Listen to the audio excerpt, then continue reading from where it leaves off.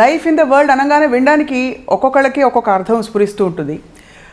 కొంతమందికి జీవితంలోని అర్థం ఏమిటి, పరమార్థం ఏంటి తెలుసుకోవడంలోనే జీవితకాలం అంతా అయిపోతుంది. మరికొంతమంది చాలా గొప్ప వ్యక్తిత్వాలు జీవితంలో జరుగుతున్న అనుభవాలనన్నీ కూడగట్టుకుంటూ తద్వారా ప్రపంచాన్ని చూస్తూ అలా వారి ప్రపంచాన్ని ఏర్పరచుకుంటూ ఉంటారు. ఆ కోవకే చెందినవారు one of the leaders of the world, అంటే థాట్ లీడర్స్ అని చెప్పచ్చు, ప్రొఫెసర్ నాగేశ్వర్ గారు. ప్రొఫెసర్ నాగేశ్వర్ గారు అంటే one of the most trending popular personalities ఇప్పుడు ప్రస్తుతం, ముఖ్యంగా సోషల్ మీడియాలో. ఎందుకంటే విషయం ఉంటుంది, విజ్ఞానం ఉంటుంది, చెప్పే తీరులో కూడా సరళత్వం ఉంటుంది, అలాగే క్రెడిబిలిటీ విపరీతంగా ఉంటుందన్న విషయాలు అందరికీ తెలిసినవి. ప్రొఫెసర్ నాగేశ్వర్ గారి కళ్ళల్లో జీవితం ఎలా కనిపిస్తుంది, ప్రపంచం ఎలా కనిపిస్తుంది అని చాలా ఉత్సుకత ఆయన అభిమానులకి, మనందరికీ కూడా ఉంది. ఆయన అంతరంగాన్ని ఆవిష్కరించే ప్రయత్నం చేయబోతున్నాం. సార్, ప్రొఫెసర్ నాగేశ్వర్ గారు, thank you so much. I'm honoured. నమస్కారం. సార్, మీరు అసలు ఎప్పుడు చూసినా నిరంతర ఏం చెప్పాలి, వార్త విషయం గని స్రవంతిలా కనిపిస్తారు. What is the secret sir?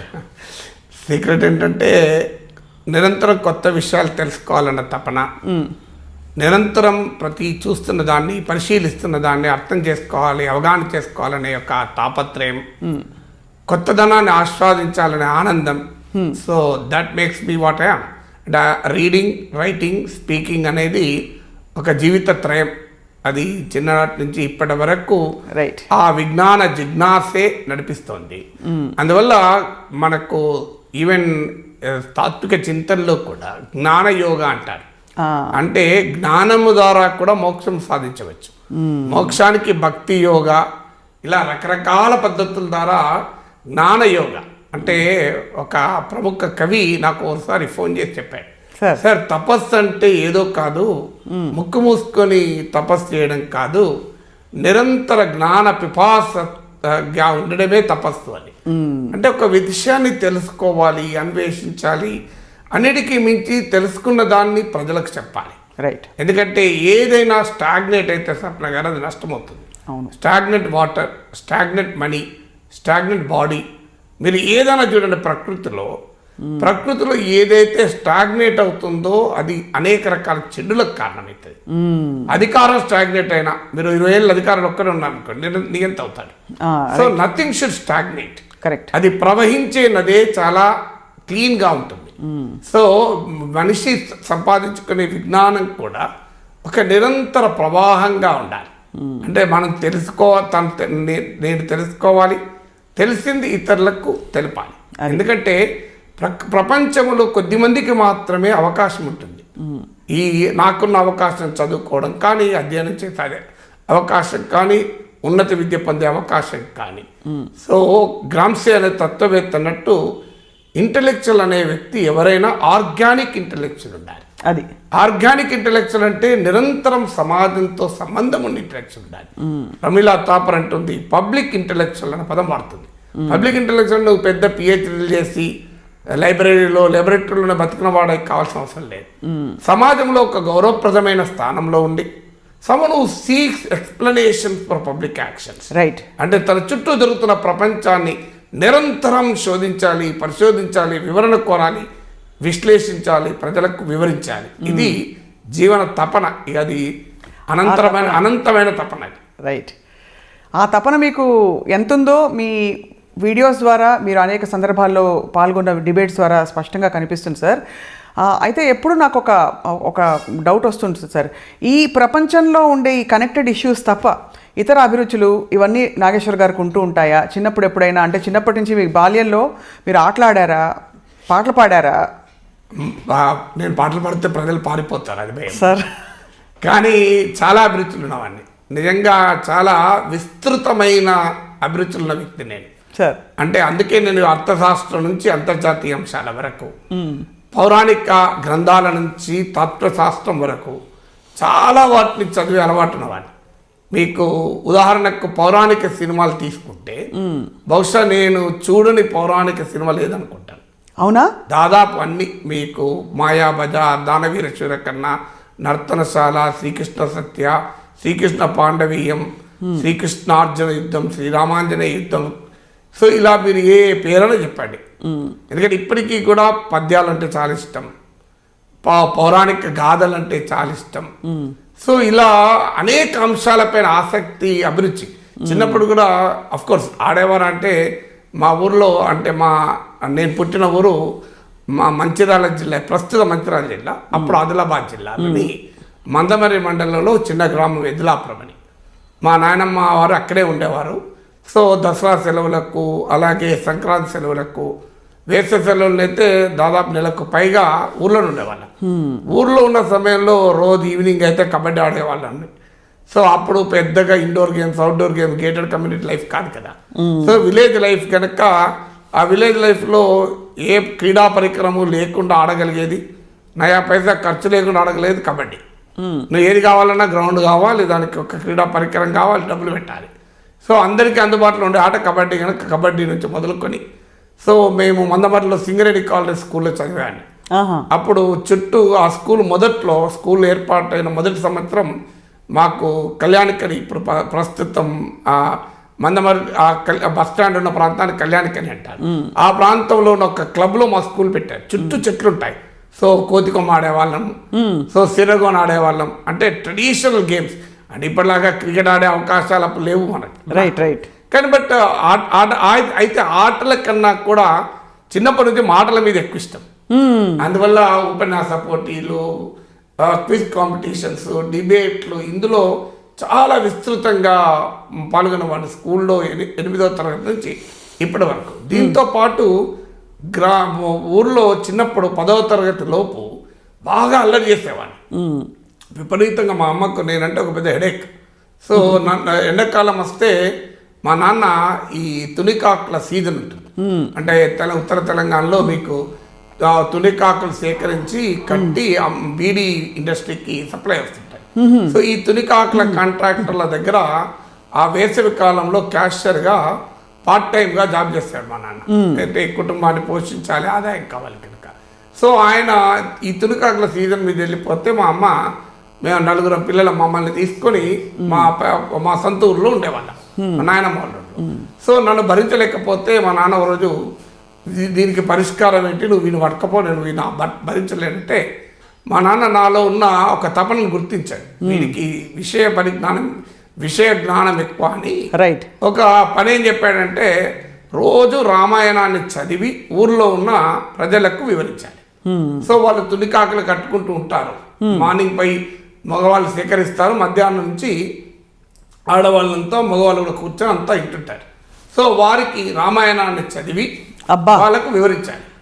So ఆ రకంగా బహుశా నేను 10వ తరగతి లోపే 10-12 సార్లు చదివాను రామచరితమానస్. సో అలా ఇలాంటి రకరకాల ఆసక్తులు, అభిరుచులు వేలవిచ్చాయి. అయితే ఇప్పుడు అంత సమయం దొరకకపోవచ్చు. కానీ సార్ మీరు చెప్తున్నారు కాబట్టి చాలా ఇంట్రెస్టింగ్గా ఉంది.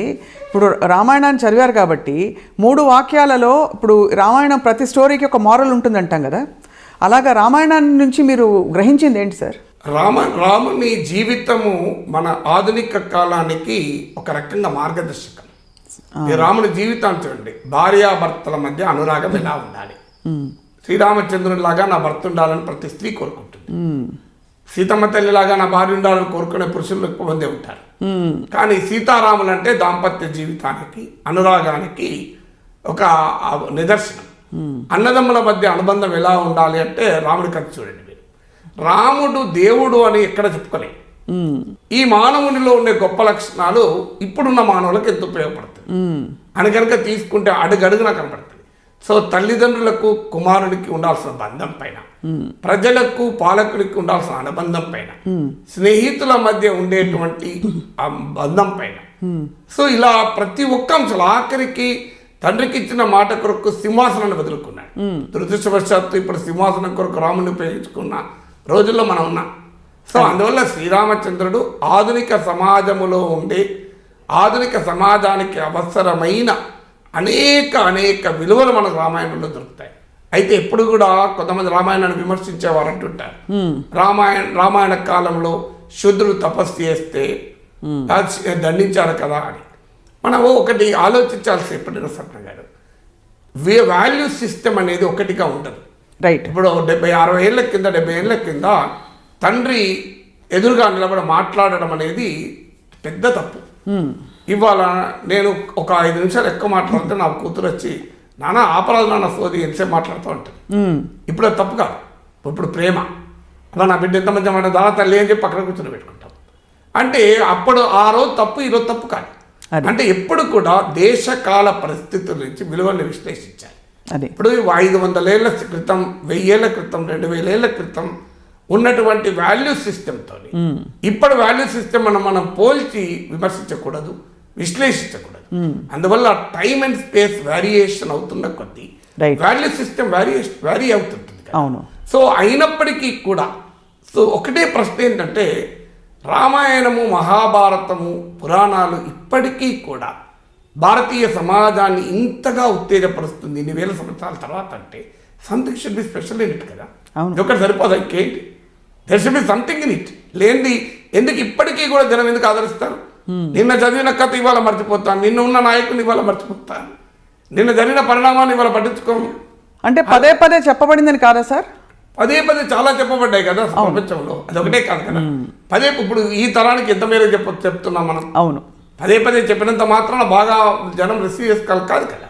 నేననే పాయింట్ అది, పదే చెప్పడమే కదా. Something should be there in it. అవును, అంటే ఇన్ని కాలపాన పరిస్థితులు మారుతున్నా కూడా మనిషికి అందులో ఏదో ఒకటి ఉండాలి కదా ఉపయోగపడ్డది. సో దాన్ని అన్వయించుకోవటానికి అవకాశం ఉంది, వీలుంది. ఎప్పుడు కూడా మనము ఏరియాస్ ఆఫ్ డిసగ్రిమెంట్ చూడకూడదు, ఏరియాస్ ఆఫ్ అగ్రిమెంట్ చూడాలి. సో ప్రతి దాంట్లో మనకు డిసగ్రీ అయ్యేది ఉంటుంది. అవును, డిసగ్రిమెంట్ చెప్పాలి, డిసగ్రిమెంట్ వివరించాలి, కానీ ఏరియాస్ ఆఫ్ అగ్రిమెంట్ కూడా చూడాలి కదా. అదే సో ఏరియాస్ ఆఫ్ అగ్రిమెంట్ ఏంటి అనేది చూసినప్పుడు ప్రజలు ఎక్కడో చోట రిలేట్ అయ్యారు. ఇన్ని వేల సంవత్సరాల తర్వాత కూడా మనిషి ఆ కాలం, ఆ రామాయణ భారత పురాణ ఇతిహాసాలతో రిలేట్ అయ్యారు. జనం దాన్ని ఇప్పటికీ కూడా గౌరవిస్తున్నారు కదా. అదే నేను వాటికి ఈ వాస్తవాన్ని నేను 10వ తరగతి కన్నా ముందు నేర్చుకున్నాను.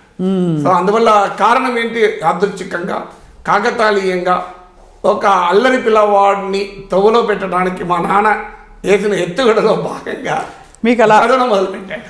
అది అవి చదవడం మొదలుపెట్టారు. కానీ సార్, మిమ్మల్ని అందరూ లెఫ్టిస్ట్ అంటారు కాబట్టి న్యాచురలీ మీరు రామాయణ మహాభారతాల గురించి మాట్లాడినప్పుడు ఆబ్వియస్లీ చాలా ఆసక్తికరంగా ఉంది. అంటే మీ ఇంటర్ప్రిటేషన్ కావచ్చు. అండ్ అప్పుడప్పుడు అనిపిస్తుంది సార్, మీరు చిన్నప్పుడు గుళ్ళకు వెళ్ళడం అన్నీ ఉండేవా సార్ ఇంట్లో? ఇప్పటికీ కూడా మా ఇంటికి రండి, దేవుని ఎదురుగానే కనబడుతుంటుంది. అవునా సార్? ఇప్పుడు రండి మీరు, మీరు ఇప్పటికి కూడా కనబడుతుంది. మా పక్కనే మా నాన్న ఫోటోకు దండేసి ఉంటుంది. నేను ఇప్పటికీ కూడా ఏ పని చేయాలనుకున్నా మా నాన్నకు దండం పెట్టి బయటకు వస్తాను. అబ్బా, ఇప్పటికీ కూడా ఈవెన్ టుడే. సో ఇక లెఫ్ట్, మీరు నన్ను ఒకరు అడిగారు ఓ టీవీలో, మీరు లెఫ్టిస్ట్ రైట్, మీరు లెఫ్ట్ ఆ రైట్ అంటే కాదు, నేను స్ట్రైట్ అని చెప్పాను. Either left Nar right, I'm straight.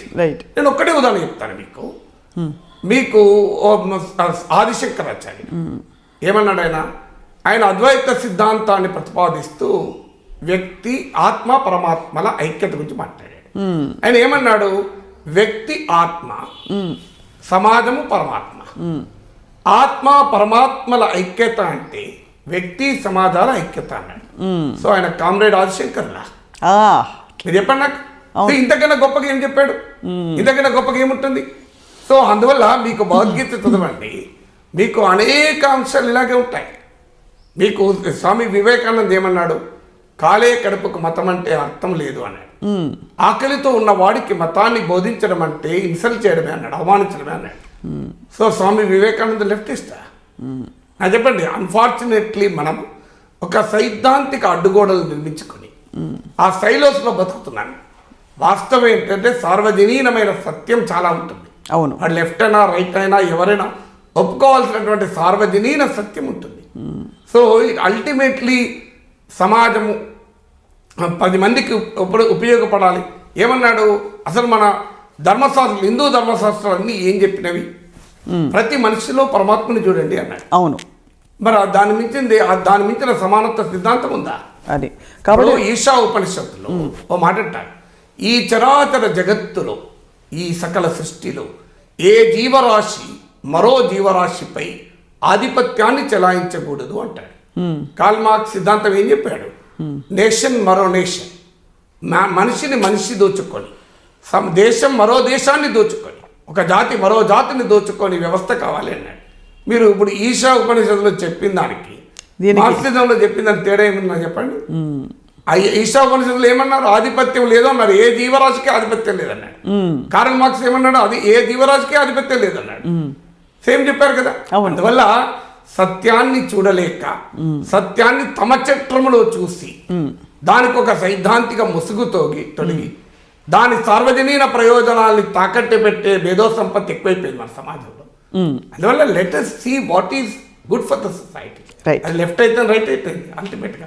So అలా మీరు యూ ఫౌండ్ అంటే ఒక కన్వర్జింగ్ లైన్, ఈ రెండు సిద్ధాంతం, రెండు ఎక్స్ట్రీమ్ పొలారిటీస్కి మధ్యలో నాగేశ్వర్ గారు ఒక అద్భుతమైన, ఒక చాలా ప్రాక్టికలీ అప్లికబుల్ సిద్ధాంతాన్ని కనుగొన్నారు. అంటే సైన్స్ చెప్పింది కూడా అదే కదా. థీసిస్, యాంటీ థీసిస్, సింథసిస్ అన్నాడు. పరస్పరం సంఘర్షించిన శక్తుల నడుమ చరిత్ర పుట్టనని శ్రీశ్రీ అంటాడు. సో అందువల్ల మనిషికి ఇప్పుడు శ్రీశ్రీ పదండి ముందుకు పదండి తోచుకంటూ ఆయన ఏమంటాడు? జగన్నాథ రథ చక్రాలు వస్తున్నాయి అంటాడు. మరి జగన్నాథ రథ చక్రాలు శ్రీశ్రీ నమ్మాడా? శ్రీశ్రీ లెఫ్ట్ పోయేటే కదా. మరి జగన్నాథ రథ చక్రాలు అంటే దేనికి ఇండికేషను? అందువల్ల అల్టిమేట్గా మనము దేన్ని, ఒక వాస్తవం ఏది నిజం, ఏది సార్వజనీనము, ఏది ప్రజలకు ఉపయోగపడాలి, అది ప్రధానం తప్ప ఇప్పుడు ఐడియాలజీ అనేది మనకు ఒక గూగుల్ లాంటి. అవును. What is ideology? Ideology like A Google. నీవు ఏమి తెలుసుకోవాలంటే గూగుల్లో కొడతావు. నువ్వు ఎక్కడికి వెళ్ళాలి అంటే నీకు దారి చెప్తుంది. కానీ గూగుల్ నిర్ణయించకూడదు నువ్వేం తెలుసుకోవాలో. నీవు ఏమి తెలుసుకోవాలో నీవు నిర్ణయించుకుంటావు, గూగుల్ చెప్తుంది. కానీ గూగులే నిర్ణయిస్తే నువ్వేం తెలుసుకోవాలి అనేది, నువ్వు ఎక్కడికి వెళ్ళాలనేది గూగులే నిర్ణయిస్తే ఎట్లా? సో అల్టిమేట్గా ఐడియాలజీ కూడా అంతే. It is only a instrument to understand the world. Right. కానీ that itself is not the world. Yes, amazing sir. So when you actually studied sir, చిన్నప్పటి నుంచి మీకు మార్కుల మీద పోటీతత్వం ఉండేదా? అంటే అది హెల్దీగా అవసరం అని అనిపించేదా? నేను పోటీతత్వం లేకుండా ప్రపంచము, పోటీతత్వం లేకుండా సమాజం ఉండదు. సో సమాజంలో ఆరోగ్యకరమైన పోటీ ఉండాలి. సో నాకు ఇప్పటికి గుర్తు, సో ఎగ్జామినేషన్స్లో ఆన్సర్ ఎనీ 5 అని అడిగేవారు. 10, 7, 8 ఇచ్చి నేను 7, 8 మొత్తము ఆన్సర్ ఏది, you can choose any of the 5 answers రాసేవారు మీరు. ఎందుకంటే ఐ యూస్ టు ఫీల్, అసలు నాకు 8 వచ్చినప్పుడు 5 రాయవాలని నన్ను అవమానించడం కదా. అంటే it is nonsense. So when I can answer 8, why should I be off? నాకు ఎందుకు డిస్కౌంట్ ఇస్తున్నావా నువ్వు? నాపై దయదలుస్తున్నావా? నాపై దయదలిచి 8 ఇస్తున్న పోనీ 5 రాసుకో అంటే అని ఒక రకమైన ఫీలింగ్ ఉండేది. సో అందువల్ల you can take any 5 of the 8 answers రాసేవాడి కింద. సో అది అరగెన్స్ అనుకోవచ్చు, అది ఏమన్నా అనుకోవచ్చు. అదొకటి. రెండవది ఏంటంటే, ఒకటి నీకు రాదు, నీకు చేత కాదు అంటే నాకు అప్పుడే కాదు ఇప్పటికి కూడా కోపం వస్తుంది. So I don't want to accept the defeat. అంటే ప్రతి మనిషి జీవితంలో వైఫల్యాలు ఉంటాయి. అవును సార్. వైఫల్యం లేని జీవితం ఎప్పుడు ఉండదు. కానీ ఎప్పుడు అంగీకరించకుండా మనస్తత్వం ఉండాలి. అది నాకు ఇప్పటికీ గుర్తు, నేను హైదరాబాద్లో ఇంటర్మీడియట్ చదువుతున్నప్పుడు ఫస్ట్ ఇయర్ ఎగ్జామినేషన్స్ ముందు మా నాన్న వచ్చాడు. అయితే ఎలా చదువుతున్నారా? 10th వరకు ఆదిలాబాద్ జిల్లాలో చదువుకొని చాలా కష్టం మీద హైదరాబాద్లో చదువుకోవడానికి వచ్చాను. సహజంగానే ఆ రోజుల్లో నాకు ఇప్పటికి గుర్తు, మా నాన్న 300 రూపాయలు పంపేవాడు. సో ఆ 300 రూపాయల లోపల ఖర్చు పెట్టుకుంటాడు. అంటే అన్నిటికీ అంతేనా? అన్నిటికీ అంతే. అన్ని ఖర్చులు కలిపి, అంటే ఫీజుకు వేరే సెపరేట్ కట్టేవారు. సో నెలవారీ ఖర్చులకు 300 రూపాయలు వచ్చాయి. కాచిగూడలో ఒక ఆంధ్ర బ్యాంక్ ఉండేది, ఆంధ్ర బ్యాంకు ట్రాన్స్ఫర్ అయ్యేది మనీ. సో ఆ 300 రూపాయల్లో ఖర్చు పెట్టుకునేవాళ్ళం. సో అందువల్ల చాలా ఆర్థికంగా స్తోమత ఉండి కాదు ఇక్కడ చదివించింది. కానీ నా కొడుకు చదవాలి అన్న తపంతో చదివించాడు అమ్మ నాన్న. సో అందువల్ల చదువుతున్నప్పుడు వచ్చాడు, ఎలా ఉందిరా, ఎలా ఉంది అని అడిగాడు. అంటే ఈ ఫిజిక్స్ ఒకటి టెరిబుల్గా బోరింగ్గా ఉంది నాన్న, ఏం చదివితే అర్థమవుతలేదు అని. Chemistry was my favourite subject, civics was my favourite subject. So intermediate ఎంపీసీతో సివిక్స్ వెళ్ళిపోయి. సో కెమిస్ట్రీ ఎంత ఫేవరెట్ అంటే ఫస్ట్ ఇయర్ చదువుకుంటూ సెకండ్ ఇయర్ వాళ్ళ క్లాసులు చెప్పాను. అబ్బా, రాత్రి నిద్రపోతుంటే కెమిస్ట్రీ బుక్ తీస్తే నిద్రపోయి అసలు నేను ఎంపీసీ చదువుకుంటూ సివిక్స్ వాళ్ళ క్లాసులు చెప్పేవాడు. సో అంత ఆసక్తి ఆ సబ్జెక్ట్స్. కానీ ఫిజిక్స్ మాత్రం టెరిబిలీ బోరింగ్, అసలు భరించలేకపోయాడు ఫిజిక్స్. ఆ లైట్, హీట్, థర్మోడైనమిక్స్ అంటే అసలు ఏమి ఎక్కేది కాదు. ఒక న్యూక్లియర్ ఫిజిక్స్ న్యూక్లియర్ ఫిజిక్స్ మాత్రం చాలా ఇంట్రెస్ట్ ఉండే. సో నేను అన్నా, నాన్న ఇది ఒక్కటి ఇబ్బందిగా ఉంది నాన్న అన్న. మా నాన్న ఇక కంక్లూజన్కి వచ్చాడు, ఇడిగా ఫిజిక్స్లో డుమ్కి కొడతాలే ఫెయిల్ అవుతాడు. సో రిజల్ట్ వచ్చాక వచ్చాడు, ఏమైంది రా అన్నాడు. అంటే పాస్ అయ్యా నాన్న అన్నాడు. ఫిజిక్స్ ఏమైంది రా అన్నాడు. అంటే స్టేట్ సెకండ్ వచ్చాను. అది సర్ప్రైజా లేకపోతే ఏంటి? Father was simply shock. 35కు 34 వచ్చాయి నాకు ఫిజిక్స్. 34 out of 35 అంటే ఆటోమేటిక్ స్టేట్ సెకండ్ కదా. 35 టోటల్ మార్క్స్, 35 ఫస్ట్, 34 నాకు వచ్చాయి.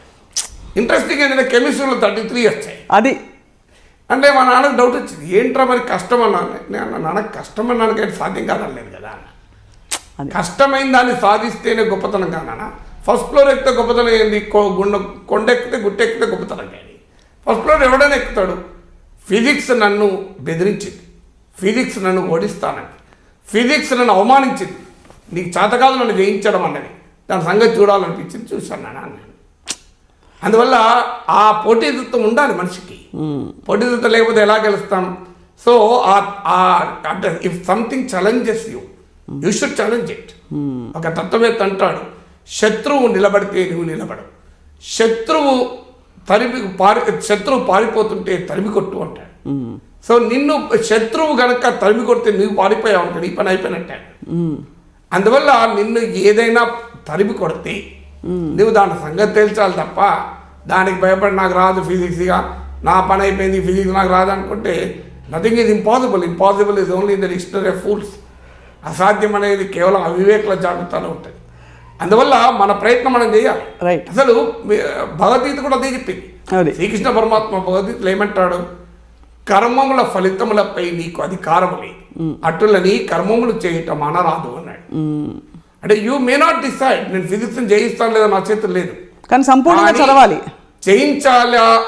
జయించడానికి పోరాడాలి అనేది మాత్రం నా చేతిలో. రైట్. పోరాడితే ఫలితాన్ని మనం అదే వస్తుంది.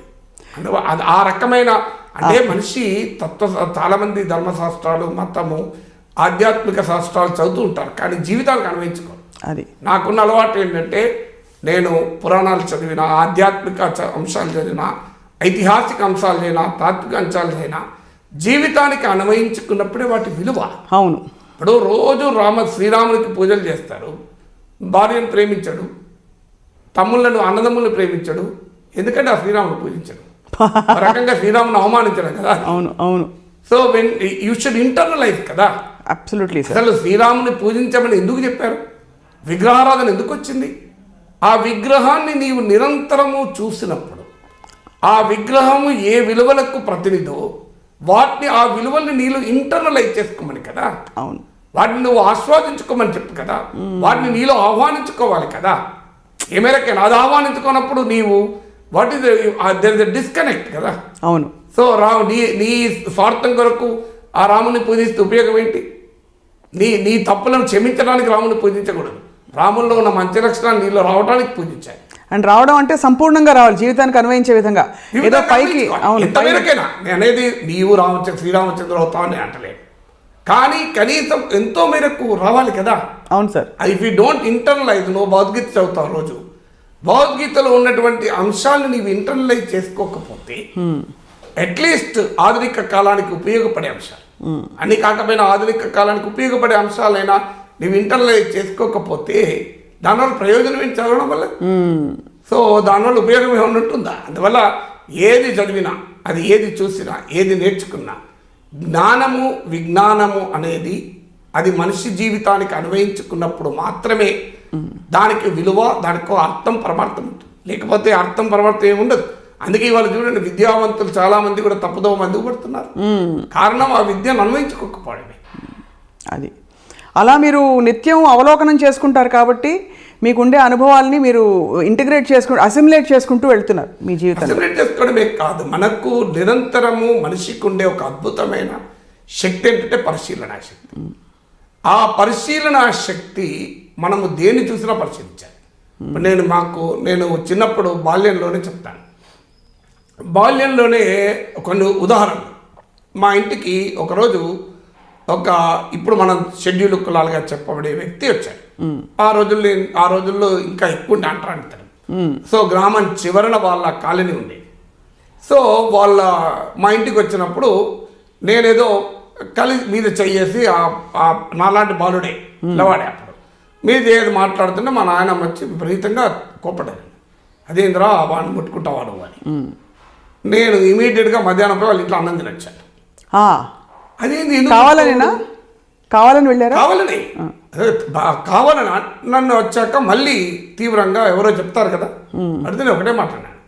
నేను రోజు రామాయణం చదువుతుంటే నువ్వు విన్నావు కదా నానమ్మ, నేను రామాయణం ఏం చెప్పింది నీకు? ఈ చరాచర సృష్టిలో సర్వం ఈశ్వరమయమని కదా మన మతం చెప్పింది. హిందూ ధర్మం ఏం చెప్పింది? ఆదిశంకరాచార్యుడికి నదిలో స్నానం చేసి వస్తుంటాడు. ఒక చండాలుడు ఎదురవుతాడు. నేను స్నానం చేసి వస్తున్నా నీకు కనిపించడం లేదా, పక్క జరుగు అంటాడు. అంటే అప్పుడు ఆ చండాలుడు అంటాడు, నువ్వు ఎవరిని పక్క జరుగు అంటున్నావు? నాలో ఉన్న పరమాత్మనా అంటాడు. నీవే చెప్తున్నావు కదా ఈ సర్వ సృష్టి అంతా ఈశ్వరమేమని, నాలో ఉన్నాడు కూడా ఈశ్వరుడే కదా అంటాడు. అప్పుడు శివుని రూపం, ఆ చండాలు రూపంలో ఉన్న శివుడే ఆ రకంగా చెప్తాడు, స్ఫురణ కలిగించాడు. అందువల్ల నేను అనేది మీరు రోజు పూజించే దేవుడు, మీరు రోజు గౌరవించే ధర్మశాస్త్రాలు ఈ సర్వం ఈశ్వరమేమని చెప్తోంది. ఇందుగలది అందులేదని సందేహంబు వలదు, చక్రి సర్వోపగతంబు ఎందెందు వెదికినా నందు కలదు దానవాగ్రణి అని మీరు భక్త ప్రహ్లాదలో ఇంత గౌరవించిన పద్యం కదా. మరి ఇప్పుడు నేను ఆడుకున్న ఆ దళిత బిడ్డలో కూడా చక్రి లేడా, ఈశ్వరుడు లేడా అంటే వీడి చదువు ఎక్కువైంది, వీడి తర్కము ఎక్కువైందన్న. సో ఆన్సర్ లేదు వాళ్ళ దగ్గర. ఆ రోజు పెద్దల దగ్గర ఆన్సర్ లేదు. సో అందువల్ల అల్టిమేట్గా మనం అప్లికేషన్ అది అంటే జీవితంలో నేర్చుకున్న దాన్ని అప్లై చేయాలి. జీవితంలో స్పీకింగ్ ట్రుత్. నిన్న ఇటీవల D Y Chandrachud supreme court judge speaking truth to the world అని, ట్రుత్ టు ద పవర్ అన్నాడు. ఏ అధికార వ్యవస్థ అయినా వాటికి నిజం చెప్పే ధైర్యం ఉండాలి. You should speak truth. ఇప్పటికీ కూడా నన్ను చాలా మంది అడుగుతారు, మీరు అందరి మీద విమర్శనాత్మకంగా మాట్లాడతారు కదా అని. ఏమిటి ధైర్యం అంటే నిజం ఇచ్చే ధైర్యమే అది ధైర్యం, ఇంకేం లేదు. What I believe I will speak అంతే. ఇక దానికి no fear no favour. So అల్టిమేట్గా we have to speak truth. తర్వాత ఒక పరిశీలన శక్తి మనిషిలో ఉండాలి. పరిశీలన శక్తి నేను చిన్నప్పుడు చెప్పాను కదా, పల్లెటూరులో మా ఊరికి ప్రతి సెలవులో వచ్చేవాడిని. ఆ ఊర్లో ఆ రోజు అర్థశాస్త్రంలో కూడా ప్రాథమిక పాఠాలు ఆ ఊర్లో నేర్చుకున్నాను. సో ఒక దుకాణంలో పోయి, కిరాణా దుకాణంలో పోయి కూర్చునేవాడిని. ఆ రోజుల్లో ఇంకా పల్లెటూర్లలో క్యాష్ ఎకానమీ కన్నా బాటర్ ఎకానమీ యొక్క ఛాయలు కూడా ఉండేది 30-40 years క్రితం. అంటే పంటలు పండించే రైతులకు కానీ ఇతరులకు కానీ వాళ్ళ దగ్గర నగదు రూపంలో డబ్బు ఉండేది కాదు. సో వాళ్ళు పండించిన మక్కలో జొన్నలో తీసుకొచ్చి షాప్లో ఇస్తే ఆ జొన్నలకు వీళ్ళు నూనె లేకుంటే పప్పులు, బెల్లము, చక్కెర ఇచ్చేవాళ్ళు. సో ఇది అబ్జర్వ్ చేసినప్పుడు నాకు ఆశ్చర్యపోయింది. ఈ జొన్నలు మక్కలు తీసుకున్నప్పుడు తక్కువ ధరకు తీసుకుంటున్నారు, ఈ నూనె చక్కెర ఇచ్చినప్పుడు ఎక్కువ ధరకు ఇస్తున్నారు. అవును. సో నేను అన్నాను అప్పుడు ఆ షాప్ కీపర్తో వాదన పెట్టుకున్నాను, మీరు ఈ జొన్నలు మక్కలు మీ షాప్లో ఎంత అమ్ముతున్నారు అన్నారు. సో మీరు అమ్ముతున్న ధర కన్నా మీరు కొంటున్న ధర తక్కువ ఉంది, మళ్ళీ మీరు అమ్ముతున్నప్పుడు ఎక్కువ అమ్ముతున్నారు. సో ఒక పర్సన్ 2 చోట్ల ఎక్స్ప్లాయిట్ అవుతున్నాడు. సో అంటే డబుల్ అడ్వాంటేజ్ మీకు వస్తుంది కదా అన్నాడు. అంటే వ్యాపారం అంటే అట్లే ఉంటుంది సార్ అన్నాడు. అట్లెట్టుంటుంది, సో నీవు ఆ వాల్యూ కరెక్ట్గా ఇవ్వాలి కదా అని వాదన పెట్టుకున్నాడు. సో ఎకనామిక్స్లో ఎలా డబుల్ ఎక్స్ప్లాయిటేషన్ ఉంటుంది, ప్రొడ్యూసరు అనేది ఒక రైతు ఇవాళ ఎలా నష్టం పోతున్నాడు. మన ఇవాళ రైతుకు అమ్మపోతే అడవి, కొనపోతే కొరివి, ఇవన్నీ మాటలు మాట్లాడుతుంటారు. దీని యొక్క ప్రాక్టికల్ మేనిఫెస్టేషన్ అనేది చిన్నప్పుడు 6వ 7వ తరగతి 8వ తరగతిలో ఉన్నప్పుడు నేర్చుకున్న మొదటి అర్థశాస్త్ర పాఠం. ఇంకో అనుభవం చెప్తాను. మా ఊర్లో అప్పుడప్పుడే సింగరేణి కాలేజ్ మైన్స్ వచ్చాయి. సో అప్పటిదాకా వ్యవసాయ కూలీలుగా పేద రైతులుగా ఉన్న వాళ్ళు వారికి రోజువారీ ఆదాయం లేదు, నెలసరి ఆదాయం లేదు, పెద్దగా అదనపు ఆదాయం లేదు. ఎందుకంటే సబ్సిస్టెన్స్ అగ్రికల్చర్, తెలంగాణ ఆదిలాబాద్ జిల్లా అంటే మెట్ట ప్రాంత వ్యవసాయం. సో ఎకరం 2 ఎకరాలు ఉన్న రైతులు వాళ్ళు. సో వాళ్ళకు ఇన్కమ్ లేదు. ఇన్కమ్ లేనప్పుడు వాళ్ళ కన్సంప్షన్ ప్యాటర్న్ చాలా తక్కువ ఉంటుంది కదా. రైట్. సో నేను అబ్జర్వ్ చేసేవాడిని. అంటే ఆ కిరాణా షాప్కి వెళ్ళి పల్లెటూరులో ఖాళీగా ఉంటాం కదా సెలవుల్లో. సో వాళ్ళ ఖాతా పుస్తకం ఉండేది. ఆ ఖాతా పుస్తకాన్ని చూసి పేర్లు చూసేవాడిని. కొంతమంది ఖాతాలో చాలా తక్కువ వస్తువులు కొనేవారు, కొంతమంది ఖాతాలో ఎక్కువ వస్తువులు కొనేవారు. వీళ్ళు తక్కువ ఎందుకు కొన్నారు, వాళ్ళు ఎక్కువ ఎందుకు కొనగలిగారు అని అడిగారు షాప్కి. అంటే వారు వ్యవసాయం మీద ఆధారపడతారు, వీరు వ్యవసాయంతో పాటు బొగ్గు గనుల్లో పనిచేస్తారు అన్నారు. సో అప్పుడు అర్థమైంది అగ్రికల్చర్ అనే ఇచ్చే సర్ప్లస్ లేబర్ను ఇండస్ట్రీ అబ్జార్బ్ చేస్తే తప్ప అదనపు ఆదాయం రాలేదు. ఇంకొక ఉదాహరణ చెప్తాను మీకు. ఒకరోజు ఒక షాప్లో కూర్చుంటే ఒక అతను వచ్చాడు. సార్ అది ఇవ్వాలి సార్, ఇట్లా ఆడవాళ్ళు పూసుకుంటారు కదా సార్, ఆడవాళ్ళు పూసుకుంటే మంచి వాసన వస్తుంది సార్ అన్నాడు. ఈ షాప్కి ఇవ్వగానే అర్థమవుతుంది ఇదేంటి అని. నేను అన్నాను, అతను ఫేర్ అండ్ లవ్లీ అడుగుతున్నాడయ్యా అని అతన్ని ఎంబడపడ్డాడు. నీకు ఎందుకే ఇది గుర్తొచ్చింది, నీకు ఇది పేరు కూడా తెలియదు, సో నీకు ఎందుకు గుర్తొచ్చింది అన్నాను. అంటే మా భార్య అన్నది, మన పెళ్ళయి 8 ఏళ్ళు అయింది, నేను ఎప్పుడు ఇట్లాంటివి వాడలే పైసలు లేక, నీకు బొగ్గు బావులో పని వచ్చింది కదా, మొదటి నెల జీతం వచ్చింది కదా, ఇట్లాంటిది వాడతా అన్నాడు. అంటే దీన్ని బట్టి అర్థశాస్త్ర పాఠం ఏంటి, ఆ ఫేర్ అండ్ లవ్లీకి వ్యాపారం పెరగాలన్నా కూడా ఈ వ్యవసాయ కూలీకి ఉద్యోగం దొరకాలి. అది ఈ బొగ్గు గని కార్మికులు అప్పుడు నేర్చుకున్నాడు ఎకనామిక్స్. అంటే ఇది మొత్తం ఎకానమీ షుడ్ రైజ్ టుగెదర్. అంటే putting money in to the hands of the people. Pandemic టైంలో చాలా వీడియోలు పెట్టాడు. కీన్స్ ఆర్థిక సిద్ధాంతం. కీన్స్ ఏమంటాడు, 1930 గ్రేట్ డిప్రెషన్ అప్పుడు ఉపాధి కల్పించడం కొరకు డిగ్ the holes and fill the holes అంటాడు. గోతులు తవ్వండి, గోతులు పూడ్చండి అంటాడు. తవ్వినప్పుడు జీతం ఇవ్వండి, పూడ్చినప్పుడు జీతం ఇవ్వండి అంటాడు. అంటే if you put money in to the hands of the people, ప్రజల చేతుల్లో డబ్బు పెడితే వాళ్ళు వస్తువులు సేవలు కొంటేనే ఎకానమీ బాగుపడుతుంది అన్న అర్థశాస్త్ర పాఠాన్ని ఒక స్కూల్ డేస్లో మా ఊర్లో ఒక షాప్లో కూర్చొని అబ్జర్వేషన్ పరిశీలనలు నేర్చుకున్నాను. ఇవాళ మీరు రఘురామ్ రాజన్, గీతా గోపీనాథ్, అభిజిత్ బెనర్జీ, మీరు ఎవ్వరి అమర్త్య సేన్, వీళ్ళందరి వ్యాసాలు చదవండి. చెప్పింది ఒకటే సూత్రం, పాండమిక్ టైంలో ప్రజల వినిమయ శక్తిని పెంచండి, ప్రజల కొనుగోలు శక్తిని పెంచండి, ప్రజల చేతిలో డబ్బు పెట్టండి, put money in the hands of the people అన్నారు. సార్ బట్ ఒక ప్రశ్న సార్, ఇక్కడ మరి కన్జ్యూమరిస్ట్ మైండ్ సెట్ అనే ఒక విమర్శాత్మకమైన సంబోధన ఎవరి పట్ల ఎలా వచ్చింది సార్? అంటే కన్జ్యూమరిస్ట్ మైండ్ సెట్ ఎవరికి అంటే వస్తు వ్యామోహ సంస్కృతి. ఈ ఆదాయాన్ని మించిన వస్తువులు కొంటే దివాళా తీస్తారు.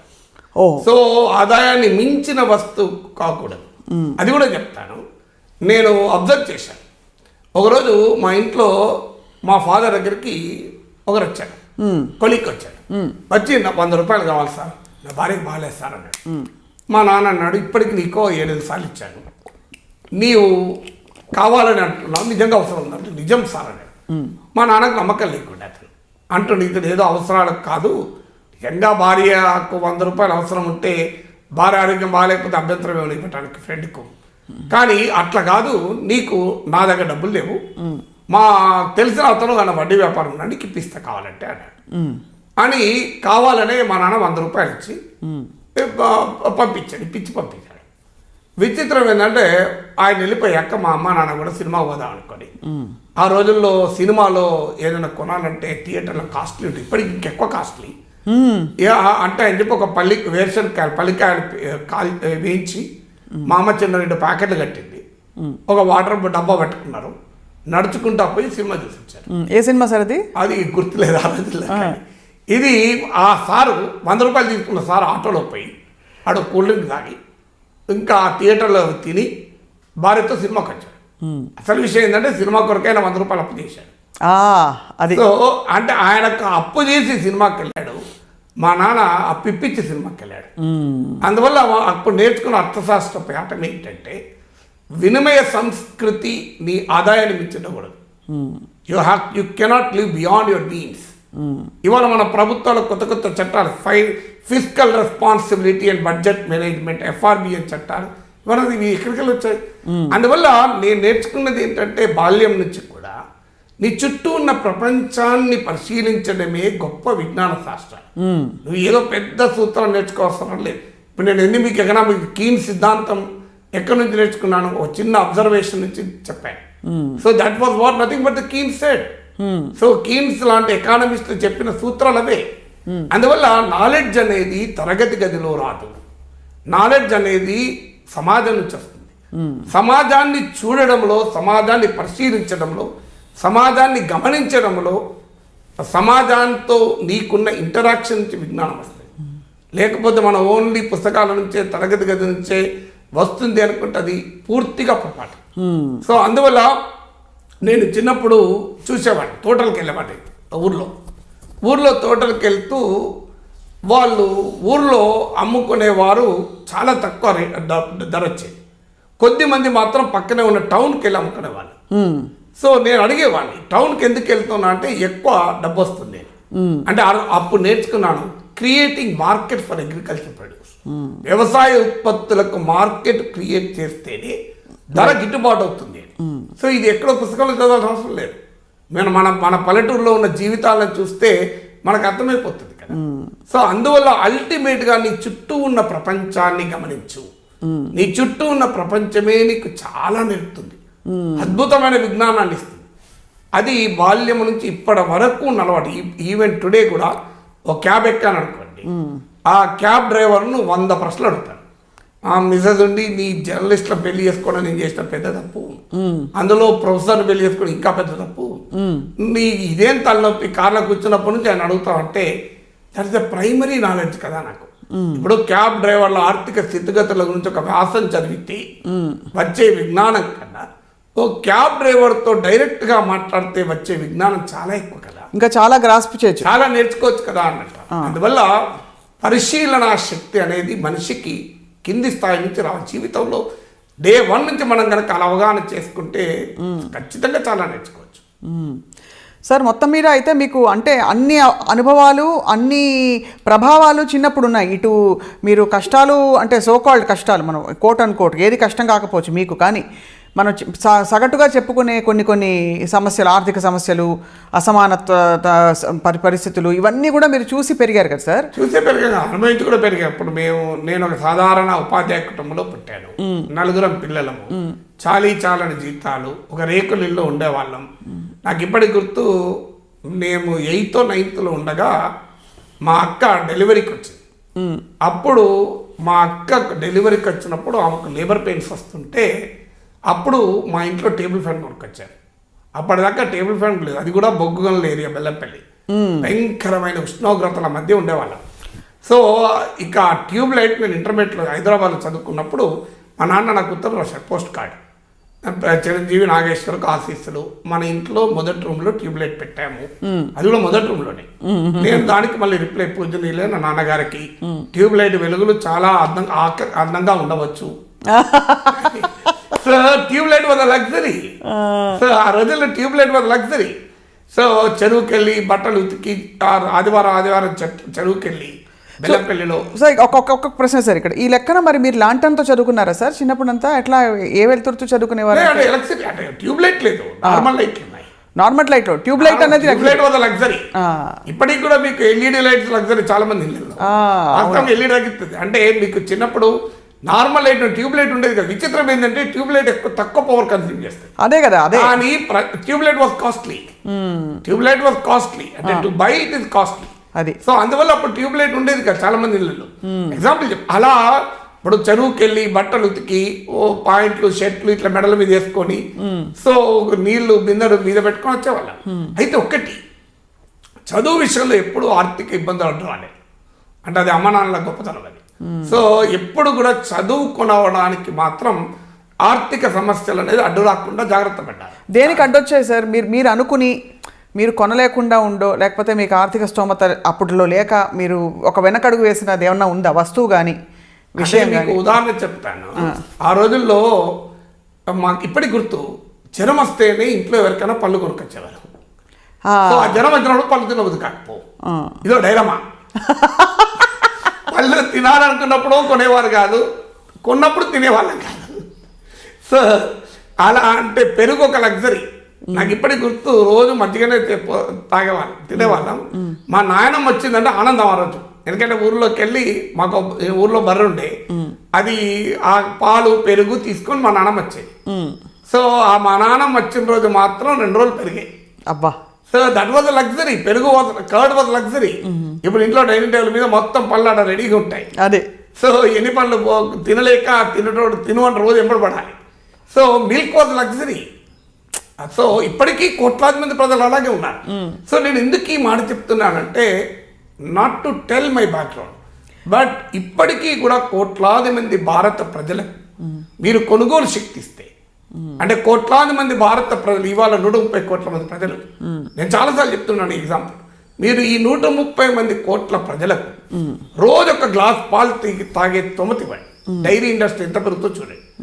ఈ 135 కోట్ల మంది ప్రజలు రోజు కోడిగుడ్డు తినే అవకాశం, అది కొనుగోలు శక్తి ఇవ్వండి. పౌల్ట్రీ ఇండస్ట్రీ ఎంత పెరుగుతో చూడండి. What is economy? Economy is the sum total consumption of the people. ప్రజల అందరి వినిమయ కూడికే ఆర్థిక వ్యవస్థ. అందువల్ల ప్రజలకు గనక ఆదాయాలు పెంచితే, ఇప్పుడు ఆ రోజు పెరుగు లగ్జరీ, ఆ రోజు పళ్ళు లగ్జరీ. ఇప్పటి గుర్తు, బ్రెడ్ వాజ్ లగ్జరీ. అవును, ఇళ్ళలో బ్రెడ్ కొనే, ఇంట్లో బ్రెడ్ జ్వరం వస్తేనే బ్రెడ్. సో అలాంటివి ఎవరన్నా హాస్పిటల్ ఉంటే చూస్తానికి వచ్చిన బ్రెడ్ కొనుక్కొచ్చేవారు. నాకు ఎప్పుడు అర్థం లేదు సార్, బ్రెడ్లో ఈస్ట్ ఉంటుంది, మైదా పిండి ఉంటుంది, అసలు అరగడం చాలా కష్టం కదా సార్. బ్రెడ్ ఎందుకు పెడతారు జ్వరం వచ్చినప్పుడు? మీరు ఎవరన్నా డాక్టర్ అడగాలి, డైటీషియన్ అడగాలి. కానీ బ్రెడ్ మాత్రం అప్పుడు హాస్పిటల్ ఉన్నప్పుడు తీసుకొచ్చేవారు. అవునవును, పాలు బ్రెడ్ ఇచ్చారు. సో అంటే చాలా ఇంట్రెస్టింగ్ థింగ్ ఏంటంటే, అలాంటి రోజుల్లో అంటే ఆ బ్రెడ్ ఎఫోర్డ్ చేయలేక కాదు. ఇప్పుడు affordability is different from perception of the luxury. ఈ రెండింటి మధ్య చాలా తేడా. అబ్బా, అద్భుతంగా చెప్పారు సార్. అది bread is not actually expensive, కానీ it is perceived as a expensive thing. ఇంకొక పాయింట్ కూడా ఏంటంటే, మీకు ఎఫోర్డబిలిటీ, ఇప్పుడు ఒక రిఫ్రిజిరేటర్ చాలా మందికి కొనొచ్చు సార్, కొనగలిగే శక్తి, కానీ అది లగ్జరీగా ఫీల్ అవుతాం. ఒకప్పుడు టీవీ వాజ్ లగ్జరీ, కానీ ఇప్పుడు టీవీ లేకుండా నీకు గుడిసెలో కూడా టీవీ ఉంటుంది. ఫోన్ వాజ్ లగ్జరీ ఒకప్పుడు, ఇప్పుడు ప్రతి ఒక్కరి ఇంట్లో కూడా మొబైల్ ఫోన్ ఉంటుంది. సో అందువల్ల ఒకసారి గద్దర్ ఒక పాటలో చెప్పాడు, ఇల్లు లేదురా నీకు పోరు బాటలో నడవన్నా అంటే వాడు వస్తలేడట. కలర్ టీవీ లేదురా నీకు పోరాటం చేయరా అంటే వచ్చేవారట. సో ఇప్పుడు కలర్ టీవీ కూడా వస్తలేదు, అదే విషయం. So things change in economy. అంటే సో మన జీవితంలో వచ్చిన అనుభవాల్ని మనం తీరై చేసుకోగలిగితే అద్భుతమైన పాఠాలు నేర్చుకోవచ్చు. సో అందువల్ల ultimately your own experiences make you A life of enrichment. జీవితంలో వేరే అవసరం లేదు. నిజంగా చెప్పాలంటే ఆ రోజు నా ఆర్థిక వ్యవస్థ ఏంటి, ఇవాళ కోట్లాది మంది ప్రజలకు కొనుగోలు శక్తి ఇవ్వాలి, వినిమయ శక్తి ఇవ్వాలి. ప్రైవేట్ కన్సంప్షన్ ఎక్స్పెండిచర్ పడిపోవడమే మన ఆర్థిక రంగ సంక్షోభానికి కారణము. సో వస్తు వినిమయ శక్తిని పెంచడానికి, ప్రజలకు చేతుల్లో ఆదాయాలు పెట్టడానికి స్టిమ్యులస్ ప్యాకేజెస్ ఇవ్వాలి అని పాండమిక్ టైంలో నేను ఆర్థిక అంశాలపైన అనేక వీడియోలు చేసడానికి మూలం ఎక్కడుంది అంటే ఆ చిన్నప్పటి జీవిత అనుభవాలలో ఉంది మూలం. సో ఆ అనుభవాలు కనెక్ట్ చేసుకోగలిగితే ఉంటుంది. ఇంకొక ఉదాహరణ కూడా చెప్తాను. సో మీకు బాల్యము భవిష్యత్తుకు ఒక దారి వేస్తుంది. మేము ఆ పల్లెటూరులో ఉన్నప్పుడు మా చిన్నాన్న ఉండేవారు. అతను చాలా చిన్నప్పుడు, నేను 7 ఏళ్ళప్పుడే చనిపోయాడు. కానీ మా ఇంటికి పల్లెటూరుకు అప్పటికి బస్సు రూట్ కూడా లేదు. సో ఎవరైనా రావాలి, మా మామయ్యలు ఎవరైనా అంటే నడుచుకుంటూ రావాలి 6-7 కిలోమీటర్లు. సో వచ్చిన వాళ్ళని ఇంట్లోనే ఉండటానికి వారం రోజులు ఆయన ఏం చేసేవాడంటే చాలా నవలలన్నీ కొనుక్కొచ్చి పెట్టాడు.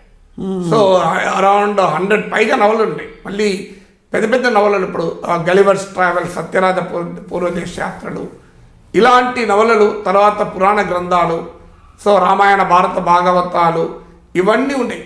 సో ఈ స్కూల్లో వెళ్ళేటప్పుడు, ఆ వేసవిలో వెళ్ళేటప్పుడు ఈ నవలలు చదవడంతో మొదలైంది. సో యుధనప్పుడు సులోచనారాణి, కోడూరి సుశీలాదేవి, ఇలాంటి నవలలు యుద్ధనప్పుడు సులోచన నవలలు చదివితే ఊర ప్రపంచంలో విహరిస్తుంటాం. సో సార్ మీరు విశ్లేషణాత్మకంగా ఇంటెలెక్చువల్గా అన్నిటినీ అవగాహన చేసుకుని స్పందిస్తున్నారు, కానీ ఏమన్నా మీకు ఎమోషనల్గా కదిలించిన సంఘటనలు అట్లాంటివి ఉండేవా సార్? వాటికి కూడా మీరు ఒక అంటే ఒక థియరిటికల్ యాంగిల్ ఇచ్చి సమాధాన పరుచుకునేవారు? అంటే మనకి డెఫినెట్గా ప్రతి మనిషి భావోద్వేగాలకు గురవుతూనే ఉంటారు.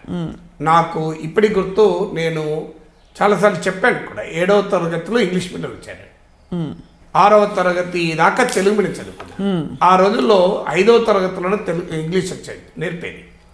సో 4వ తరగతిలో ఇంగ్లీష్ అక్షరాలు నేర్చుకుంటాం.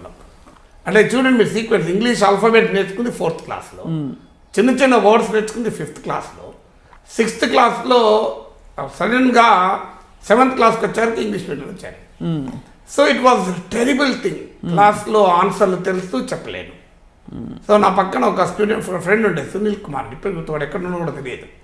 సో టీచర్ క్లాస్లో అడిగేది క్వశ్చన్, నాకు చెప్పరాక వాడికి తెలుగులో చెప్పేవాడిని, వాడు లేదు ఇంగ్లీష్లో చెప్పేవాడు. So Sunil is the brilliant student అనేవాడు. సో వాని బ్రిలియంట్ వెనకాల నేనేం అనకపోయేవాడిని, ఓకే నాకు ఇంకో మార్గం లేదు కదా, నాకు ఆన్సర్ తెలుసు, దాన్ని ఆపుకోలేక వాడిని చెప్పేవాడిని. సో కొన్ని రోజుల తర్వాత నేను ఒక రోజు రాలే స్కూల్కు, వాడిని మళ్ళీ క్వశ్చన్ ఉంటుంది, Sunil okay you will be the first to tell అని వాడి నోట్లోకి వెళ్ళి మాట రాలే. Then the teacher understand there is someone behind the Sunil Kumar అని.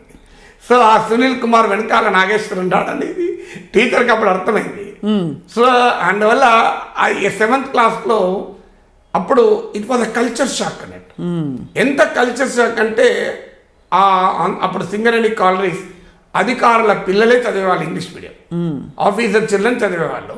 వాళ్ళ ఇళ్ళలో అప్పటికే రిఫ్రిజిరేటర్లు, కార్లు, వాళ్ళకు మంచి ఇళ్ళు, సోఫాలు, గార్డెన్లు, పని వాళ్ళు ఉండేవాళ్ళు. నా ఆర్థిక పరిస్థితి దానికి పోలికలేదు. ఫస్ట్ డే ఇప్పటికి గుర్తు నాకు, అప్పటికి రన్నింగ్ నోజ్ ఉండే. సో ముక్కు కారుతుంటే ఇలా ఇలా అనుకునేవాళ్ళం, చాలా అవమానాలకు గురయ్యేవాళ్ళం. సో అప్పుడు ఖర్చీఫ్ తీసుకోండి అంటే ఒక టీచర్ చెప్పింది. ఇంట్లో అడిగితే ఖర్చీఫ్ అంటే మా అమ్మ ఏం చేసిందంటే పాత లంగబట్టను కట్ చేసి కరెక్ట్గా చుట్టూ కుట్టి బార్డర్ కుట్టి నాకు ఇచ్చింది. అది చూపెట్టుకుంటా వాడు తీసి చూడరా డిస్ప్లే ఎగ్జిబిషన్ నాగేశ్వర్ ఖర్చీఫ్ ఇట్లుంటుంది అని. అంటే ఆ పెన్సిల్ బ్లేడ్తో చెక్కేవాళ్ళం అప్పుడు. అవును సార్, అవును. సో వాళ్ళందరూ షార్ప్నర్లు వాడేవారు. So it was a culture shock. చూడండి రా వీని పెన్సిల్ ఎట్లుంది అని చూపెట్టేవాళ్ళు. అంటే ఒక మనిషికి కల్చర్ తేడా ఉన్నప్పుడు, నేను నిజంగా నా పిల్లల్ని ఇంటర్నేషనల్ స్కూల్ వేయలే, అందుకే ఎందుకంటే నా ఆర్థిక స్తోమతకు ఇంటర్నేషనల్ స్కూల్ వేయలేను. సో ఈ కల్చర్ షాక్ వాళ్ళు గురి కాకూడదు అని నేను గురయ్యాను కనుక. దాంతోపాటు ఇంగ్లీష్ మీడియం కనుక ఫస్ట్ యూనిట్ టెస్ట్లో ఫెయిల్, సెకండ్ యూనిట్ టెస్ట్లో ఫెయిల్. వాస్తవానికి నన్ను ఇంగ్లీష్ మీడియంలో చేర్చుకోవడానికి నేను ఇతర టీవీ ఇంటర్వ్యూలో కూడా చెప్పాను. మా ఫాదరు ఆ స్కూల్కి తీసుకెళ్ళాడు. It was a Christian missionary school. Father Kunnath, నాకు ఇప్పటికీ పేరు గుర్తు. సో ఇంటర్వ్యూ చేసడానికి మా నాన్న నన్ను ప్రిపేర్ చేశాడు. సో ఇలా క్వశ్చన్ అడుగుతారా, what is your name, what is your father's name, what is your mother's name, how many sisters brothers you have, what is your native place, అన్నీ అడుగుతారా నువ్వు చెప్పాలి అన్నాడు. వెళ్ళాము. First question father Kunnath, what is your where is your residence అన్నాడు. అప్పటిదాకా నేను residence అన్న పదం వినలే లైఫ్లో. మా నాన్న చెప్పలే, నేను బట్టి పట్టలేదు. సో ఆయన నుండి మా ఫాదర్ పేరు Sadashivar, mister Sadashivar, I'm sorry to tell you your son can't even understand a simple English word residence. I think it's very difficult for him to adjust to the English medium. Frustrate అవుతాడు, better get him admitted in Telugu medium అన్నాడు. So మా నాన్నకి ఏంటంటే బాగా కోరికుండే కొడుకు English medium చదవాలి. So అందువల్ల, ఎందుకంటే మా తాత అతను పెద్ద చదువుకోలే, ఆయన చనిపోతూ మా నాన్న యంగ్ ఏజ్లో చనిపోయాడు. Shankar Narayana English to Telugu dictionary ఇచ్చి దానిపైన సదాశివుడు అనే పేరు ఆయనే రాసి, నీవు జీవితంలో బిఏ కావాలరా అన్నాడు. మేము చిన్నప్పటి నుంచి ఆ డిక్షనరీ నా కళ్ళ ముందు ఉండేది. టేబుల్ మీద ఒక పక్క భగవద్గీత, ఒక పక్కకి శంకర్ నారాయణ డిక్షనరీ ఉండేది. సో ఈ శంకర్ నారాయణ డిక్షనరీని చూసినప్పుడల్లా ఆ ఇంగ్లీష్ నేర్చుకోవాలనే తపన ఉండేది భారీగా. సో ఆ తపన గమనించి మా నాన్న అన్నని ఇంగ్లీష్ మీడియంలో ఎట్లనే చెప్పాను. అప్పుడు ఫాదర్ కున్నత్ అన్నాడు, ఒక్క అవకాశం ఇవ్వండి సార్, మీరు ఒక 6 నెలల పరీక్షలో హాఫ్ ఇయర్లీ ఎగ్జామ్స్కి అవకాశం ఇవ్వండి. హాఫ్ ఇయర్లీ ఎగ్జామినేషన్లో కనుక మా వాడు మీ క్లాస్లో 40 స్టూడెంట్స్ ఉన్నారు కదా, విత్ ఇన్ ద టాప్ 20, నేను లాస్ట్లో కూడా అంటలేను, విత్ ఇన్ ద టాప్ 20 ఉంటే ఉంచుకోండి, లేదంటే టీసీ ఇవ్వండి. I'm confident of my child, వాడు 6 నెలల్లో పై తట్టుకోగలుగుతాడు అని, నేను కూడా నేర్పిస్తాను అని చెప్పాడు. అని 6 నెలలు మా నాన్న నాకు ఇంగ్లీష్ నేర్పాడు. సో అప్పటికే Wren and Martin, living English structures, Oxford advanced dictionary of current English, ఇలాంటివన్నీ తెప్పించి బాగా ట్రైన్ చేశాడు. మామూలుగా ట్రైన్ లేదు, రోజు గంట 2 గంటలు నేర్పాడు. So first unit test fail, second unit test fail, అన్నిట్లో ఫెయిల్. ఇంగ్లీష్ రాదు కనుక ఇంగ్లీష్లో అర్థం కాక fail. So 7th class half yearly exams అయిపోయాయి. రిజల్ట్స్కు నాకు ఇప్పటికీ I still remember that it was such a tense moment in my life. మీరు అన్నారు కదా ఎమోషన్స్ ఉంటాయా, సో మామూలు ఎమోషన్ భావోద్వేగం కాదు. It is a break are make time. నీవు ఆ పరీక్షకు నిలబడితే ఇంగ్లీష్ మీడియం కంటిన్యూ అవుతావు. ఎందుకంటే that was only English medium school in our area. ఇంకా వేరే ఇంగ్లీష్ మీడియం స్కూలే లేదు నీకు. సో నీకు జీవిత కాలపు ఆశయం, నానాశయం నా ఆశయం ఇంగ్లీష్ మీడియం చదువుకోవాలి. So that was end of the life, ఇక లేదు అవకాశం. సో ఇద్దరు నేను మా నాన్న వెళ్ళాను. సో ఆ హెడ్ మాస్టర్ రూమ్లోకి వెళ్తే ఫాదర్ కున్న మిస్టర్ సదాశివరావు అన్నాడు. My father I still see he was shivering down the spine. అట్లా చెమటలు వస్తున్నాయి. యువర్ సన్ అన్నాడు. మా నాన్న ఇంకా భయపడ్డాడు. గాట్ ఫస్ట్ ర్యాంక్ అన్నాడు. సో ఇక మాట్లాడలేదు ఒక్కసారి మా నాన్న. So I was the class first. My goodness. అసలు so it was remarkable emotional event. వాస్తవంగా నాకు ఇప్పటికి గుర్తు, అది 3rd యూనిట్ టెస్ట్ అయింది, ఫెయిల్ అయ్యాను. ఆ Carmel school, even now you can go there మందమరిలో. ఆ స్కూల్లో బావి ఉంటుంది, బోర్డింగ్ ఉంటుంది. ఆ బోర్డింగ్ పక్కన ఒక బావి ఉంటుంది. అసలు భరించలేక మా నాన్నకి ఎలా ముఖం చూపెట్టాలని ఆ బావి దగ్గరికి వెళ్ళాను. వెళ్ళి ఆత్మహత్య చేసుకుందాం అనుకున్నాను. ఇది ఎందుకు చెప్తున్నా అంటే ఇప్పుడు ఇంటర్మీడియట్ పరీక్షల తర్వాత ఆత్మహత్య చేసుకున్న పిల్లలకు అర్థం కావాలి. సో ఆత్మహత్య చేసుకుందానికి వెళ్ళాను. వెళ్ళి ఇక దూకి మూమెంట్కు బెంజమిన్ అని క్లాస్మేట్ వచ్చాడు. ఇప్పుడు ఎక్కడున్నా కూడా తెలియదు పాపం. సో ఆ బెంజమిన్ వచ్చాడు. వచ్చి ఏం రైట్గా నిలబడ్డావు అన్నాడు. అంటే ఏం లేదురా, ఒకటి జనరల్గా చూస్తున్నా అన్న. ఆ క్షణం వాడు డైవర్ట్ చేసేవారు నా మైండ్ అవుట్ అయిపోయింది.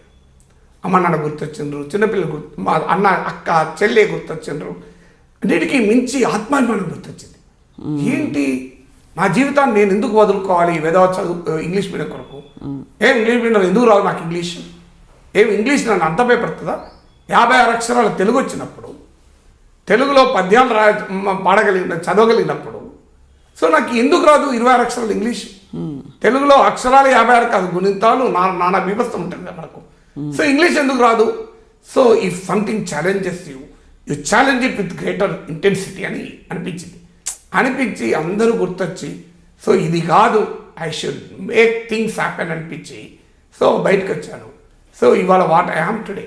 అందుకని పిల్లలకు చెప్పేది ఏంటంటే జీవితము ఎప్పుడు ముగించకూడదు. జీవితంలో అనేక సందర్భాల్లో అవకాశాలు వస్తాయి. జీవితంలో ఏది లాస్ట్ ఆపర్చునిటీ కాదు. ఇంటర్మీడియట్ ఫెయిల్ అయ్యి కూడా అద్భుతమైన జీవితాలు గడిపిన వాళ్ళు ఉన్నారు. అవును. ఇంటర్మీడియట్ ఫెయిల్ అయిన ఒక మిత్రుడు క్యాంబ్రిడ్జ్ విశ్వవిద్యాలయంలో ఇప్పుడు పరిశోధకుడుగా ఉన్నాడు. మా ఫ్రెండ్ బాబా. ఇంటర్మీడియట్ ఫెయిల్ అయిన ఒక మిత్రుడు ఒక టాప్ సాఫ్ట్వేర్ కంపెనీకి డైరెక్టర్గా ఉన్నాడు. సో అందువల్ల నెవర్ ఫెయిల్ ఇన్ లైఫ్. జీవితంలో ఫెయిల్యూర్ ఉంటుంది, కానీ జీవితమే ఫెయిల్యూర్ ఎప్పుడు కాదు. సో జీవితంలో ఆ రోజు నేను 7వ తరగతి 7th క్లాస్ చదవడం ఫెయిల్యూర్ యూనిట్ టెస్ట్లో, బట్ జీవితం ఫెయిల్ కాలేదు కదా. సో జీవితం చాలా సక్సెస్ కావచ్చు. సో అబ్సల్యూట్ కాన్ఫిడెన్స్ అనేది రావాలి. So that was most emotional time my 7th class. So today what I am today. నాకు ఇప్పటికి గుర్తు 7th క్లాస్ అడ్మిషన్ అయింది. ఫస్ట్ డే పోతే పవన్ అని ఇప్పటికి కూడా మంచి ఫ్రెండ్ వాడు. మొన్న వాడు ఏదో టీవీలో చూపెడితే అరే నన్ను మర్చిపోకుండా తిరుగుతున్నావారా అన్నాడు. సో ఆ పవన్ పిలిచాడు, అరే నీకు ఇంగ్లీష్ చదవస్తుందారా అన్నాడు. అని ఇంగ్లీష్ టెక్స్ట్ బుక్ తీశాడు. సాంచో, పాంజా, పెండాఫ్, డోర్, కుకోట్ అని చదివాడు. వాడు నవ్వుకుంటూ చుట్టూ అమ్మాయిలందరికీ చెప్తూ ఇంకో ఇది వీడు అని చెప్పి ఒక 4th క్లాస్ పిల్లని పిలిచాడు. వాడిని ఇంగ్లీష్ చదివాడు. వాడు బ్యూటిఫుల్ ఇంగ్లీష్ ప్రొనౌన్సియేషన్లో చదివాడు. ఒక 4వ తరగతి వాడిని చదవగలుగుతున్నావు, నువ్వు చదవలేకపోతున్నావు, నువ్వు జీవితంలో పాస్ కావరా అన్నాడు. Now I'm a professor and I have written in every English newspaper. మీరు Hindu, Times of India, Pioneer, Economic Times, Frontline, Economic and Political Weekly, you name anything. మీరు ఇప్పుడు ఏ పేపర్లో K Nageshwar in Deccan dot వస్తుంది, K Nageshwar in Economic Times, K Nageshwar in Hindustan Times అని గూగుల్లో కొట్టండి వస్తాయి. సో ఈ దేశంలో ఉన్న అన్ని ఇంగ్లీష్ పత్రికలు వస్తాయి. All national channels, Republic, NDTV, India Today, you name any channel, BBC, voice of America, Al Jazeera, అన్నింటిలో మాట్లాడారు. I was an editor of an English newspaper. అవును. సో ఇంగ్లీష్ నేర్చుకోవడం కష్టం నుంచి మొదలుకు లైఫ్ ఇవాళ ఎలా వచ్చింది, అందువల్ల ఆ రకమైనటువంటి సో వాడు అనడం తప్పు కాదు పాపం. సో ఇప్పుడు నాకు ASER report, all India survey, annual survey on education report అని వస్తుంది. సో ఈ అసర్ రిపోర్ట్లో ఇప్పటికీ అది చూసినప్పుడల్లా బాధ అనిపిస్తుంది. లెర్నింగ్ అవుట్కమ్స్ మన విద్యా వ్యవస్థలు ఎంతగా ఉన్నాయి అంటే 7వ తరగతి చదువుతున్న నేను 4వ తరగతి ఇంగ్లీష్ పాఠం చదవలేకపోయాను. నాకు రాధా నాలెడ్జ్ తెలుగు వస్తుంది, తెలుగులో బ్రహ్మాండంగా పద్యాలు చదివాను, కానీ అన్ఫార్చునేట్లీ ఇంగ్లీష్ రాదు. సో ఎందుకు చెప్తున్నానంటే బాల్యము మన జీవితానికి ఒక దర్పణం. అవును. Childhood teachers you on how to think. Right. So చైల్డ్హుడ్లో కనుక మనం ఎమోషనల్ స్ట్రెంగ్త్ను చూపెట్టగలిగితే జీవితంలో ఎలాంటి వాటినైనా ఎదుర్కోవచ్చు, తట్టుకోవచ్చు. అండ్ అందులో ప్రధాన పాత్ర చుట్టూ ఉండే చాలామంది వ్యక్తులు, పేరెంట్స్ మొదలుకొని అన్నదమ్ములు కావచ్చు, ఖచ్చితంగా. ఫ్రెండ్స్ కావచ్చు, అలాగే ఫ్యామిలీ ఫ్రెండ్స్ కావచ్చు. ఎందుకంటే సమాజం చుట్టూ ఉండేవాళ్ళు అంటారు చాలా మాటలు.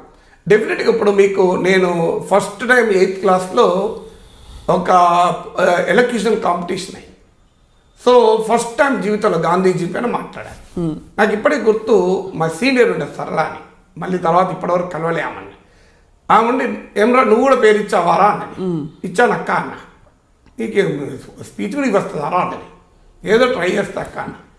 సో ఆ ఫస్ట్ పోటీలో ఐ స్టూడ్ సెకండ్. మళ్ళీ అదే ఆకే వచ్చి కంగ్రాట్స్ రా, నేనేమో అనుకున్నా, చాలా బాగా మాట్లాడారా అన్నది. So same person. So 8th క్లాస్లో నాకు ఇప్పటికి గుర్తు, మా నాన్న రాసిచ్చాడు ఫాదర్ ఆఫ్ ది నేషన్ పైన, with non violence he drove away the mighty British empire అని. I still remember that. ఆ రోజు రాసిచ్చి దాన్ని చదివించి ఒక రకంగా బట్టి మొదలు ఫస్ట్ ఎక్స్పెరిమెంట్ కళ్ళు మూసుకొని గోడ ఉపన్యాసం ఇవ్వాలి, సెకండ్ ఎక్స్పెరిమెంట్ కళ్ళు తెరిచి గోడకి ఇవ్వాలి, థర్డ్ ఎక్స్పెరిమెంట్ ఇంటి పక్క వాళ్ళ ముందు, ఇంటి వాళ్ళ ముందు, మా తాత వేస్తే తాత ముందు, అందరి ముందు ప్రాక్టీస్ చేయించారు. క్లాస్ సెకండ్ వచ్చారు. సో సారీ, స్కూల్ సెకండ్ వచ్చారు ఫస్ట్ టైం. సో ఆ తర్వాత దాదాపు ప్రతి ఎలక్యూషన్ కాంపిటీషన్ యూనివర్సిటీ అయిపోయేదాకా ప్రైజులు తెచ్చుకున్నాను. సో ఎన్నడూ వెనక్కిపోలేదు. ఆ రోజు ఇప్పటికి గుర్తు నాకు 8th క్లాస్లో, in the words of late doctor Bhogaraju Pattabhi Sitaramayya, Gandhiji గురించి చెప్తూ, as a Brahman he was a law giver, as a Kshatriya he was the chief constable of India, as a Vaishya he mobilise the wealth of the nation, as a Shudra he produce food and clothing, and as a saint he lead for others అని ఆ పట్టాభి సీతారామయ్య అన్నది. So అప్పుడు ఆ కొటేషన్తో end అయ్యేది speech. So ఎందుకు ఈ మాట చెప్తున్నానంటే childhood is a very precious thing. So ఆ సమయంలో don't waste even a moment. అది ఎందుకంటే ఒక్క క్షణం దాన్ని మనం వృధా చేసుకున్న జీవితంలో మళ్ళీ రాని ఒక అద్భుతమైన సమయం. So learn things. ఇప్పటికీ నాకు గుర్తు. సో స్కూల్లో మా మంచిర్యాలలో మా అమ్మమ్మ ఇంట్లో 10 రోజులు ఉండేవాళ్ళం. ఆ 10 రోజుల్లో రోజు లైబ్రరీకి వెళ్ళి మా కజిన్స్ అంతా ఆడుకుంటుంటే నేను ఒక్కడిని ఆడ్ మ్యాన్ అవుట్. లైబ్రరీకి వెళ్ళి ఆ లైబ్రరీలో పేపర్లు అవన్నీ చదువుకునేవాళ్ళు. సో మొదటి నుంచి కూడా ఏంటంటే ఒక ఛాలెంజ్. నాకు ఇప్పటికి 77లో ఎలక్షన్స్ వచ్చాయి. అసలు ఇంట్లో ఎప్పుడు ఇంగ్లీష్ పేపర్ వచ్చేది కాదు. ఆ ఒక్కరోజు ఎందుకో మా నాన్న ఇల్లస్ట్రేటెడ్ వీక్లీ ఆఫ్ ఇండియా పట్టుకొచ్చారు. ఆ కవర్ పేజ్ కూడా గుర్తు నాకు. మొత్తం ఇట్లా ఇండియా మ్యాప్, జనతా పార్టీ గెలిచిన చోట ఒక కలరు, కాంగ్రెస్ గెలిచిన చోట ఒక కలర్ వచ్చి ఉండే. అది ఇండియా చాలా బ్యూటిఫుల్గా ఉండేది పత్రిక. సో అది వచ్చుతోనే నేను మా అన్నయ్య కూర్చొని దాన్ని చూస్తుంటే మాకు ఆ పదాలు అర్థం కాదు కానీ బొమ్మలు చూస్తున్నాం. చూస్తేనే అన్నయ్య రాజు మనం రాయాలన్నయ్య దీంట్లో అన్న. మా వాడికి కోపం వచ్చింది. వీడికి బాగా ఫోజులు, వీడికి పదం అర్థమైతే లేదు, వీడు ఇలా రాస్తాడట అన్నాడు. అంటే అలా రాసిన మనకన్నా గొప్ప వాళ్ళు మనలాంటి మనుషులే కదన్నయ్య అన్న. వాళ్ళలో ఉన్నది మనలో ఉన్నది పరమాత్ముడు ఒక్కడే కదా అని. ఎందుకంటే ఈ ఆధ్యాత్మిక చింతన చదివిన అనుభవం కదా. సో బ్రహ్మదేవుడు ఇద్దరిని ఈక్వల్గా సృష్టించాడు కదా. సో అందరిలోనూ ఒకటే కదా జీవం పోస్తుంది, ఎందుకు సాధ్యం కాదు అన్నాడు. ఎరే నీ ఓవర్ యాక్షన్ చేయకుండా తిట్టాడు. This was in 77. By 87 I wrote in illustrated weekly off India. Amazing sir. బా. ఇల్లస్ట్రేటెడ్ వీక్లీ ఆఫ్ ఇండియాలో రాసిన రోజు మా అన్నయ్యకు పంపించాను. నీకు గుర్తుందా అన్నట్టు మా అన్నయ్య గుర్తులేదు. కానీ మీరు ఏం మెమరీ సార్ అసలు. ఐ జస్ట్ వండర్ మీరు ఏం తిని ఇంత మెమరీ తెచ్చుకున్నారని. ఎందుకంటే చిన్నప్పుడు జరిగినవి మీరు డైలాగ్ వర్షన్తో పాటు ఎంత అందంగా చెప్తున్నారంటే సార్ కట్టిపడేసినట్టు ఉంది అసలు. అంటే నేను మా ఫ్రెండ్ ఒకడు ఉండే ప్రసన్నాథరావు అని, ఓ రోజు చాలా 15 ఏళ్ళు 20 ఏళ్ళ తర్వాత వాడు నా 30 ఏళ్ళ తర్వాత 10th క్లాస్ అయ్యాక 30 years వాడు సడన్గా మా మెయిల్ ఐడి పట్టుకున్నాడు. ఇట్లా పట్టుకొని మెయిల్ ఇచ్చాడు, డూ యూ రిమెంబర్ మీ అని. అంటే you are B Prasannatharao, you remember 5, rule number 4 is కాదా Muslaiddin Khan, rule number 6 is M Prabhakar. ఇంకా మీ ఇల్లు TCS క్లబ్ నుంచి ఇట్లా ముందుకు పోతే ఫస్ట్ రైట్ 3rd హౌస్. బాబా. సో వాడు తలకాయపోయి అరే ఏమో నా నెంబర్ నాకు కూడా గుర్తులేదురా, రూల్ నెంబర్ నీకు గుర్తున్నదిరా అన్నాడు. ఒక టీవీ ఛానల్ అడిగితే స్పాంటేనియస్గా రూల్ నెంబర్ అని చెప్పాను, 10th class rule number. So 10th క్లాస్లో ఉన్న మొత్తం 29 మంది స్టూడెంట్స్ రూల్ నెంబర్ చెప్పాను. సో అందువల్ల if you love something, if you like it you will remember.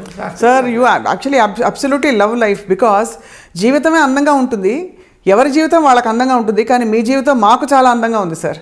మీరు చెప్తున్న జీవితం ప్రతి జీవితానికి ఒక లైఫ్ అందంగా ఎప్పుడు ఉంటుంది అంటే if you try to derive meaning in it. ఇప్పుడు జీవితము అందం అంటే కేవలం సంపద కాదు.